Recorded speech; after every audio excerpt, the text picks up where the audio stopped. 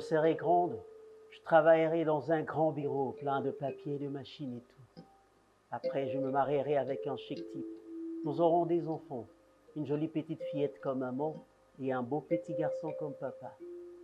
Ce récit de Kavira, tout le monde le connaît. Elle ne cesse de le répéter. Kavira est une jeune fille pleine de vie et qui aime la vie. Elle a la chance d'habiter dans un village qui a une terre semblable à celle du jardin d'Éden. Cette terre qui reçoit avec joie tous ceux qu'on le donne et leur remet avec autant de bonheur, offrant ainsi à ses habitants de fructueuses récoltes. Et comme cette année ses parents n'ont pu l'inscrire à l'école, Kavira passe tout son temps à les aider dans les travaux de champ. Et aujourd'hui, malgré la chaleur suffocante de la journée, la famille a travaillé d'arrache-pied dans le champ. Le soir enfin venu, le temps de rentrer. Sa maman, une brave femme, sitôt arrivée, malgré la fatigue, elle s'est mise à cuisiner. Après le repas, on peut encore écouter pour la énième fois Kavira terminer son récit. Après, je me marierai avec un chic type. Nous aurons des enfants, une jolie petite fillette comme maman et un beau petit garçon comme papa. Il se fait tard. C'est le temps de se coucher. Elle embrasse sa maman, salue son papa et se jette sur son lit ou soit sur sa couche, faite d'une simple natte jetée à même le sol. Pourtant, cette natte lui offre si souvent de beaux rêves. Et cette nuit, Kavira rêve de son mariage. Elle est élégante, splendide dans sa robe de mariée. Elle porte de gants garnis de diamants et tout. La cérémonie se passe dans l'église du village, qui dans le rêve semble plus jolie et plus grande.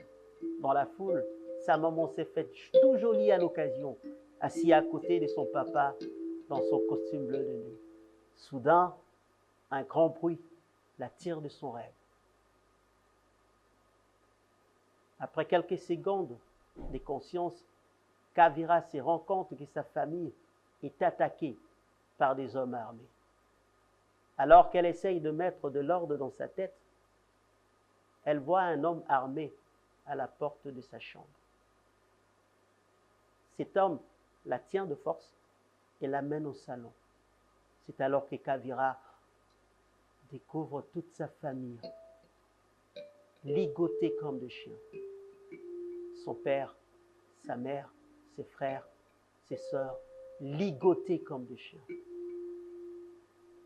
Et c'est comme ça que Kavira va assister, impuissante, à l'assassinat de toute sa famille.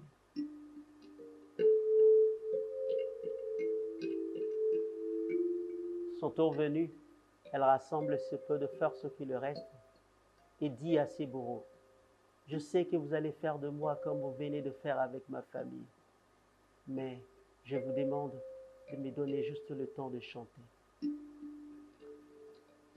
Le chef de l'homme lui dit, « Nous ne sommes pas à l'église.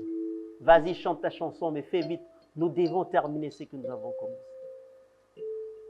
Alors Kavira ferme ses yeux et chante. To be gizada babize, to be gizadi bebe, bagize, to be gizada, to be gizada babezi.